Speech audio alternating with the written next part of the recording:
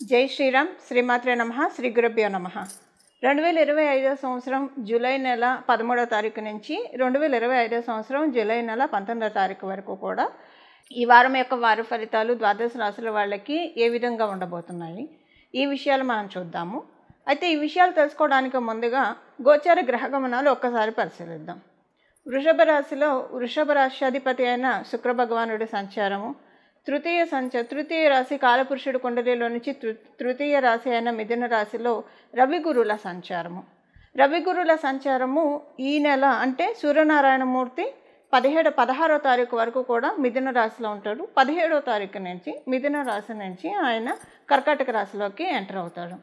అలాగే కర్కాటక రాశిలో బుధ భగవానుడు సంచారము, బుధ భగవానుడు 19వ తారీఖు వక్రగతిలోకి వెళ్తున్నాడు.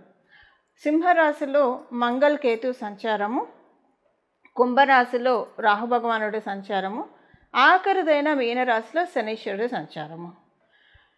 అన్ని రాశుల్ని చాలా చక్కగా చుట్టబట్టి వచ్చే ఏ గ్రహం యొక్క ఏ రెండు గ్రహాల యొక్క గమనాల ఆధారంగా మనం తిథుల్ని లెక్కగడతామో అలాంటి గ్రహాల్లో ఒకటైన చంద్ర భగవానుడు చాలా ఫాస్ట్గా తిరుగుతాడు.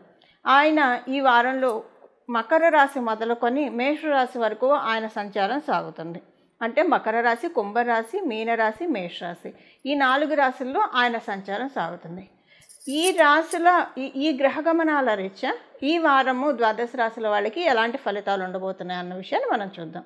అయితే ఈ వారంలో ఏమన్నా ప్రత్యేక అంశం ఉందా అంటే డెఫినెట్గా ఒక చిన్న పాయింట్ అయితే మనకి గోచర గ్రహస్థితులు సూచిస్తున్నాయి. ఇది అందరికీ అప్లికేబిలిటీ ఉంటుంది. అయితే ఈ అప్లికేబిలిటీ అనేది మనం వాడుకునే దాన్ని బట్టి ఉంటుంది.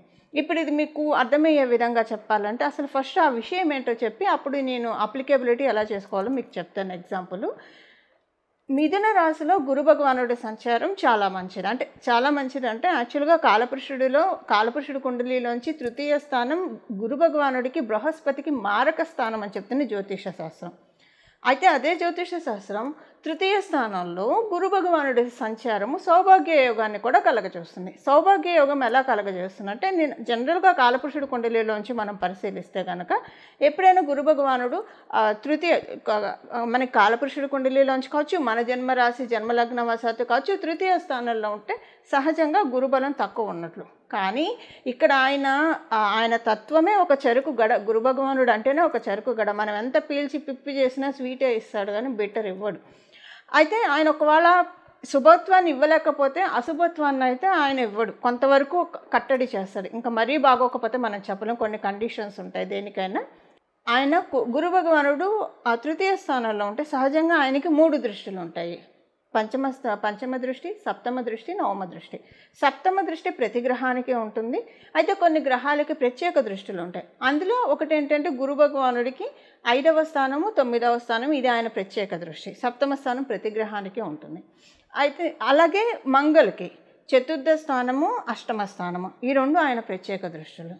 దాంతోపాటు మనం ఇది చూసుకుంటే శనీశ్వరుని చూసుకుంటే తృతీయ స్థానం, 10వ స్థానం ఈ 3 గ్రహాలకి ప్రత్యేక దృష్టిలో ఉంటాయి. అలాగే రాహు భగవానుడు కూడా పంచమ దృష్టి, నవమ దృష్టితోటి చూస్తాడు.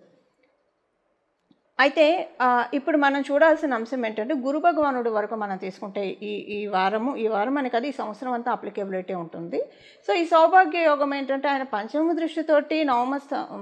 దృష్టితోటి సప్తమ స్థానాన్ని చూడడం, అలాగే సప్తమ దృష్టితోటి నవమ స్థానాన్ని చూడడం, నవమ దృష్టితోటి లాభస్థానాన్ని చూస్తున్నాడు. ఇది కాలపురుషుడు కుండలిలో నుంచి బచక్రంలోంచి జరుగుతుంది. అయితే ఇది మళ్ళీ వేరే రాశుల వాళ్ళకి, లగ్నాల వాళ్ళకి వేరేగా ఇది అప్లికేబిలిటీ ఉంటుంది. అయితే ఈ వారం ఏంటంటే రవితోటి కూడా కూడి ఒక 2-3 రోజులు ప్రయాణం చేయడం అనేది కొంత విశేషాంశం అని చెప్పచ్చు. ఈ వారంలో ఇంకొక విశేషాంశం, అత్యుత్తమైన విశేషాంశం ఏంటంటే ఈ వారంలోనే మనకి దక్షిణాయన పుణ్యకాలం కూడా ప్రారంభం అవుతుంది. ఈ నెల ఎప్పుడైతే కర్కాటక రాశిలోకి సూర్యనారాయణమూర్తి సంచారం జరుగుతుందో అక్కడి నుంచి ఉత్తరాయణ పుణ్యకాలం ముగిసిపోతుంది. దక్షిణాయన పుణ్యకాలం మనకి స్టార్ట్ అవుతుంది. ఈ దక్షిణాయన పుణ్యకాలం ఉపాసనా బలం పెంచుకోవడానికి చాలా ఉత్తమమైన సమయము. సూర్యనారాయణమూర్తి భూమి నుంచి అంతకంతకి దూరంగా జరిగిపోయే సమయము. అందుకే ఉష్ణోగ్రతలు పడిపోయి చలి పెరుగుతూ ఉంటుంది. ఇది అలాంటి శుభ సమయము. అంటే దక్షిణాయన పుణ్యకాలం ఉపాసనకి చాలా అంటే చాలా మంచి సమయం. రెండు అసలు సర్వకాల సర్వావస్థలు ఉపాసనకి మంచి సమయాలే. ఈ దక్షిణాయన ఇంకొంచెం ఎక్కువగా చెప్తారు, ఎందుకంటే ఉపాసన ఎక్కువగా చేయాలి ఈ సమయంలో. ఇవి ఈ వారంలో ఉన్న గోచార గ్రహస్థితులు. ఇప్పుడు మనం ద్వాదశ రాశుల వాళ్ళకి ఎలాంటి ఫలితాలని గోచార గ్రహస్థితులు అందజేయబోతున్నాయి అన్న విషయాన్ని ఇప్పుడు మనం విడివిడిగా ప్రతి రాశికి పరిశీలిద్దాం. కర్కాటక రాశి. ఈ వారం దక్షిణాయన పుణ్యకాలం ప్రారంభమవుతుంది. మీ రాశి నుంచే. మీరు ఒక స్పెషల్ రాశి, కర్కాటక రాశి, కర్కాటక లగ్నంలో పుట్టిన వాళ్ళకి. ఎందుకంటే ఆయన ఎప్పుడు దక్షిణాయనం ప్రారంభం అవ్వాలంటే అన్ని రాశుల వాళ్ళకి సూర్యనారాయణమూర్తి కర్కాటక రాశిలోకి వస్తేనే అవుతుందని. ఇదొక స్పెషల్ బ్లెస్సింగ్. అయితే ఇప్పుడు ఏంటంటే ఈ వారం మీకు ఎలా ఉంటుందన్న విషయాన్ని మనం చూసుకుంటే అన్ని రకాలుగా కూడా బాగుంటుంది. మీకు లాభస్థానంలో శుక్రుడు, వ్యయ స్థానంలో గురు భగవానుడు వాళ్ళ సంచారం, అలాగే మీకు ద్వితీయ స్థానంలో మంగళ్ కేతుతోటి. సో ఈ ద్వితీయ స్థానం మంగళ కేతు సంచార ఫలితాలు నేను ఆల్రెడీ చెప్పాను, మన ఛానల్లో ఉన్నాయి, అవి ఒకసారి చూడని వాళ్ళైతే దాని గురించి నేను ప్రత్యేకంగా వీడియోసే చేశాను. సో మనం మిగతా గ్రహస్థితులను కూడా కంపేర్ చేసుకుంటే కనుక ఈ వారము సూర్యనారాయణమూర్తి మీ రాశిలోకి రాకముందు మీకు వ్యయంలో సంచారము, ఇవన్నీ కూడా ఈ వారం మీకు అంటే ఒక్కొక్కసారి అన్నీ మంచి శకునములే, ఎటు చూసినా మంచి శకునాలే కనిపిస్తూ ఉంటాయి, చూసారు. అది ఈ వారం కర్కాటక రాశి, కర్కాటక లగ్నంలో ఉన్న వాళ్ళు ఎక్స్పీరియన్స్ అవుతారు. మీరిప్పుడు ఒక ప్రోటోకాల్లో ఉన్నారు. ఈ ప్రోటోకాల్ ఎవరిచ్చారు? మనం పెట్టుకునే ప్రోటోకాల్ కాదు, లేదా మన పదవి మన అర్హతను బట్టి అధికారులు ఇచ్చే ప్రోటోకాల్ కాదు. ఇక్కడ మన అర్హతను బట్టి దేవుడు దేవతలు ఇచ్చే ప్రోటోకాల్. దీన్ని మ్యాక్సిమం 90% అందరికి అప్లికబిలిటీ ఉంటుంది. ఒక్క 10% ఆఫ్ ద పీపుల్కి అప్లికేబిలిటీ ఉండదు. అది ఎవరికంటే మీ జన్మజాతకంలో గురుబలం లేకపోయినా, శుక్రబలం లేకపోయినా అది మీకు పూర్తిగా అప్లికేబిలిటీ ఉండదు. 30% అప్లికేబిలిటీ ఉంటుంది. అప్పుడు కూడా ఉంటుంది, 30% ఉంటుంది. అసలు మీకు గురుబలము లేకుండా లేదు, అలాగని బాగా ఉన్నట్లేదు, న్యూట్రల్గా ఉందంటే అప్పుడు మీకు అప్లికేబిలిటీ ఉంటుంది. గురుబలము ఉంది, శుక్రబలము ఉంది. అసలు ఇంక ఈ ప్రోటోకాల్ అనేది వర్ణనాతీతం. అంటే భగవద్భక్తుల్ని అమ్మవారు ఎలా కొమ్ము కాస్తుంది అన్న విషయాన్ని మీరు ఇప్పుడు చూస్తారు. అంటే కొంతమంది అనుకుంటూ ఉంటారు కదా, భగవంతుని పూజిస్తూ ఉన్నాము, రిజల్ట్స్ వస్తాయో రావా. చాలామందికి నమ్మకం ఉంటుంది దైవం మీద, చూస్తారు, ఎక్స్పీరియన్స్ అవుతారు. కొన్నిసార్లు కాలవశాత్తు రాక్షసులు ప్రేరేపిస్తే ఇలాంటి ఆలోచనలు వస్తాయి. దేవుడికి ఇంత పూజ చేసాం, ఏం చేశాడు అని చెప్పేసి. ఇప్పుడు మటుకు కర్కాటక రాశి లగ్నంలో ఉన్న వాళ్ళకి నేను కండిషన్ చెప్పాను, గురుబలం మరీ పాడైపోతే అంత చూడరు, కానీ లేకపోతే డెఫినెట్గా చూస్తారు. భగవంతుడు మనల్ని ఎలా కరుణిస్తున్నాడు అన్నది, ఎలా కొమ్ము కాస్తున్నాడు, ఈ విషయాలు లిటరల్గా ఎక్స్పీరియన్స్ అయ్యే కోవలో ఉండేది కేవలంగా ఒక్క కర్కాటక రాశి వారు మాత్రమే. కర్కాటక రాశిలో పుట్టిన, కర్కాటక లగ్నంలో పుట్టిన ఇద్దరికీ ఈ పాయింట్ అప్లికేబిలిటీ ఉంటుంది. ఎందుకు మాత్రమే అని చెప్తున్నాను, ఎందుకు ఓన్లీ అని చెప్తున్నాను అంటే దానికి కారణము ఈ వారంలో ఉన్న గోచార గ్రహస్థితులు. దక్షిణాయన పుణ్యకాలం ప్రారంభమయ్యేప్పుడు గురు భగవానుడు అంటే శుభకర్తరిలో ఉంది ఈ దక్షిణాయన పుణ్యకాలం. శుభకర్తరిలో ఉండడం వల్ల, అది మీ రాశి అవ్వడం వల్ల శుభశకునాలు కనిపిస్తాయి. అడుగడుగున మీరు అమ్మవారిని పూజిస్తూ ఉంటే అమ్మవారి యొక్క ఆశీస్సులు కనిపిస్తూ ఉంటాయి. అడుగడుగున మీరు ఒకవేళ శివుడిని పూజిస్తుంటే శివుడు ఆశీస్సులు, ఒకవేళ మీరు గోవిందుని పూజిస్తుంటే గోవిందుడి యొక్క ఆశీస్సులు మీకు తెలుస్తూ ఉంటాయి. ఈ వారం ఇది చాలా స్పెషల్ విషయము. దీనికోసం మీరు ఏం చేయనక్కర్లేదు. నేను రెమెడీ చెప్తాను కాబట్టి అది నామం తలుచుకుంటే సరిపోతుంది. అంటే ఇప్పుడు ఇదంతా ఏంటంటే అన్నీ శుభశకునములు. అంటే అప్పుడు బిజినెస్ వాళ్ళకి బాగుంటుంది, ఉద్యోగస్తులకి బాగుంటుంది, దాంతోపాటు విద్యార్థినులకి బాగుంటుంది, గృహిణులకి బాగుంటుంది, సీనియర్ సిటిజన్స్కి బాగుంటుంది. అన్నీ మంచి శకునములే అన్నప్పుడు మరి మనం చేపట్టే ప్రతి పనులు కూడా భగవంతుడే దగ్గరుండి మన చేత నిర్విఘ్నంగా జరిపిస్తూ ఉంటారు. ఈ వారం మంచి గుర్తింపు, గౌరవం వస్తాయి. భగవంతుడి యొక్క కృపా కటాక్షాల వల్ల దేవుడు మేలు చేస్తే మనకి జీవితం చల్లగా ఉంటుంది. పాత సినిమాల్లో ఒక సీనియర్ అన్నట్టు డైలాగ్ ఇది, దేవుడు మేలు చేస్తే వీడికి కీడు చేస్తాడని సరదాగా అంటూ ఉంటారు. ఇక్కడ ఏంటంటే దేవుడు మేలు చేస్తాడు. మేలు చేసే శుభ సమయము కర్కాటక రాశి లగ్నంలో ఉన్న ప్రతి ఒక్కళ్ళకి కూడా అప్లికేబిలిటీ ఉంటుంది. ఈ వారం మీరు జస్ట్ ఆ ఫలితాన్ని చూడడానికి రెడీగా ఉండండి, సిద్ధంగా ఉండండి. భగవంతుడు అమ్మ ఒళ్ళో అంటే ఒక పసిపాపకి తల్లి ఎలాగన్నీ తానే చమ్మకూర్చి పెడుతుందో, ఈ వారం మనం చేసే ప్రయత్నాలకి, మనం చేసే పనులకి భగవంతుడు సఫలీకృతం చేస్తాడు. అంటే అన్ని పనులు కూడా ముందుకు వెళ్ళడానికి అవకాశం చాలా చక్కగా నిస్సందేహంగా ఉంది కర్కాటక రాశి, కర్కాటక లగ్నంలో పుట్టిన వాళ్ళకి. ఒకవేళ మీకు గురుబలం లేకపోతే గురుబలాన్ని పెంచుకోవడానికి ప్రయత్నించండి. గోవులకి గోగ్రాసం తినిపించడము, దక్షిణామూర్తి స్వామివారి స్తోత్రం చదవడము, దత్తాత్రేయ స్వామివారి స్తోత్రం చదవడం, ఇలాంటివి మీరు ప్రత్యేకంగా చేయాలి గురుబలం లేకపోతే. ఎందుకంటే ఇది ఈ వారం ఉన్న పాజిటివ్ రిజల్ట్స్ని మీరు పూర్తిగా తీసుకోవాలి కాబట్టి చేయాలి. ఓకేనా అండి?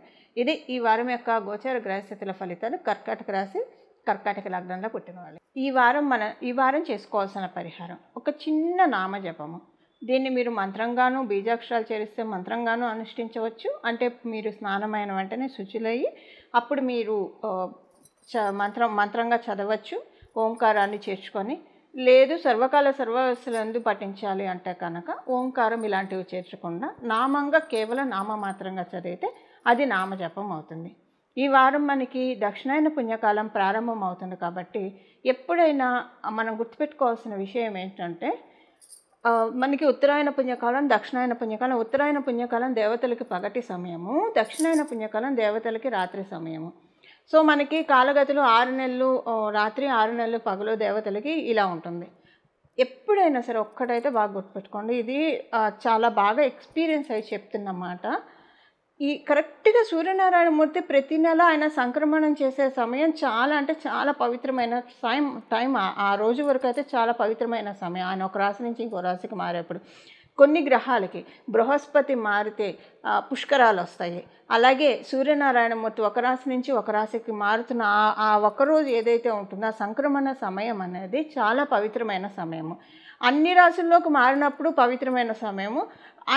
ఆయన ప్రత్యేకించి కర్కాటక రాశి అలాగే మకర రాశిలోకి ఆయన ఎంటర్ అయ్యేప్పుడు చాలా అంటే చాలా పవిత్రమైన రోజులు. ఎందుకంటే కర్కాటక రాశిలోకి ఆయన ఎంటర్ అయినప్పుడు దక్షిణాయన పుణ్యకాలం ప్రారంభమవుతుంది. అలాగే మకర రాశిలోకి ఆయన వచ్చినప్పుడు ఉత్తరాయణ పుణ్యకాలం మకర సంక్రాంతితోటి మనకి ప్రారంభమవుతుంది. ఇదంతా ఎందుకు చెప్తున్నానంటే, ఇలాంటి పుణ్యకాలాలు మనకి ఈ 6 నెలలు బాగుండాలంటే కరెక్ట్గా ఇలాంటి రోజుల్లో బాగా పట్టుకోవాలన్నమాట. ఇలాంటి రోజుల్లో బాగా పట్టుకుంటే మనకి చాలా మంచి ఫలితాలు వస్తాయి. ఇది నేను ప్రత్యక్షంగా అనుభవించి చెప్తున్నానండి. మనకి సత్యనారాయణ స్వామి వ్రతకథలో కూడా ఉంటుంది. రవి సంక్రమణ దినాలలో, అలాగే ఏకాదశి రోజు, పౌర్ణమి రోజు ఇలాగా మనం సత్యదేవుని వ్రతకథ చేసుకుంటే చాలా మంచిదని. ఈరోజు కుదిరితే సత్యనారాయణ స్వామి వ్రతం చేసుకోవడానికి ప్రయత్నించండి. ఒకవేళ కుదరకపోతే మీ ఇంటి దగ్గర సత్యదేవుని ఆలయాలు ఏమైనా ఉంటే వాటిని వెళ్ళి దర్శించుకురావడానికి ప్రయత్నించండి. అది కుదరలేదు, ఎవరికైనా కొంత అన్నదానం చేయడానికి ప్రయత్నించండి. అది కూడా కుదరలేదు, ఇప్పుడు నేను చెప్పబోయే నామాన్ని ఈ రోజంతా కూడా ఈ వారం అంతా జపించుకోండి. ఈ రోజంతా జపించుకోవడానికి ప్రయత్నించండి. కర్కాటక రాశిలో సూర్యనారాయణమూర్తి సంచారం, కర్కాటక రాష్ట్రాధిపతి చంద్రుడు, అలాగే అందులో సూర్యనారాయణమూర్తి సంచారము. తిథులు మనకి ఈ 2 గ్రహాల వల్లే మనకి తిథులు ఏర్పడతాయి. సో మనకి 6 నెలలు కూడా సక్రమంగా సాగాలంటే ఇప్పుడు మనం తెలుసుకోబోయే ఈ నామాన్ని జపించుకుంటే, అసలు ఇది అత్యంత మహిమాన్వితమైన నామము. ఈ నామం తలుచుకోవడం చేతి మనకి మానసిక సంతృష్టి వస్తుంది. ఇప్పుడు మనం చాలామందిని చూస్తూ ఉంటే మానసికంగా బాగా నలిగిపోతూ ఉంటారు. మానసిక ఒత్తిడి టాకిల్ చేయడం అనేది చాలా కష్టం. ఒక్కోసారి శారీరకంగా వచ్చినా భరించగలుగుతారు కానివ్వండి, మానసికంగా ఒక్కొక్కసారి వచ్చే ఒత్తిడి ఉంటుంది చూశారు. శారీరకంగా అయితే కనీసం బయటికి కనిపిస్తుంది, మానసికంగా నలిగే ఒత్తిడి మటుకు అంతా ఎంత కాదు, ఎవరికి కనిపించదు. ఎంత నలిగిపోతారు, చిత్రహింసలకు గురవుతారు.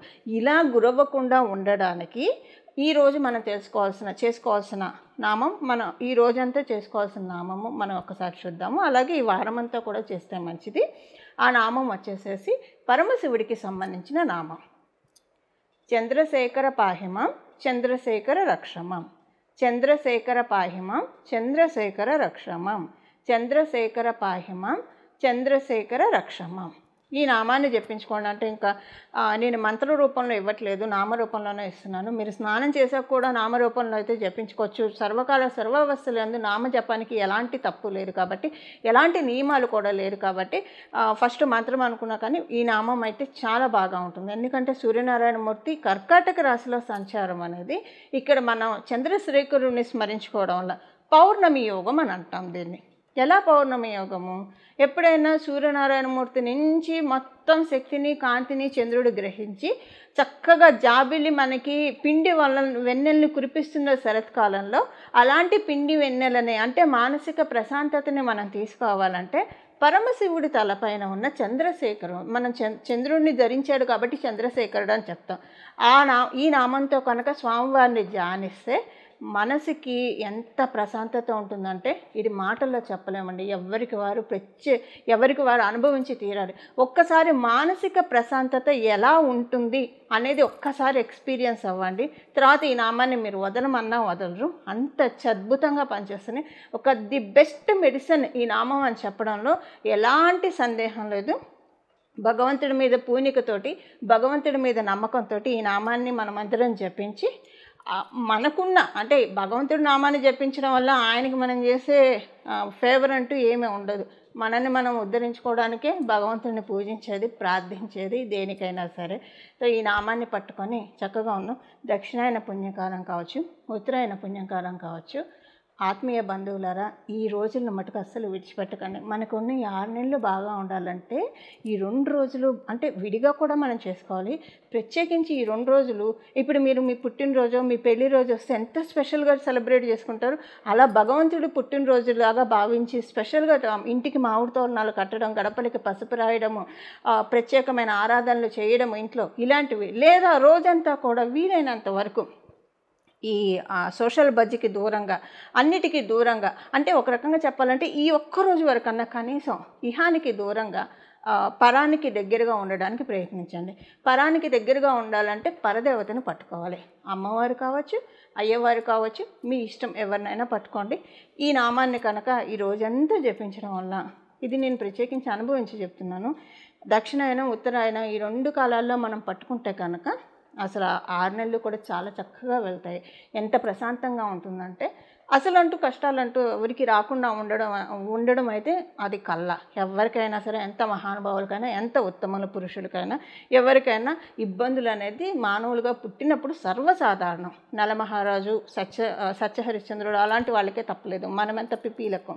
సో కానీ ఉన్నంతలో ఫిల్టర్ చేసుకోవడమే, మనకున్న కష్టాన్ని ఫిల్టర్ చేసుకొని తగ్గించుకోవడమే. ఆ ప్రయత్నంలోనే ఈ నామజపము మనం అందరం చేద్దాము.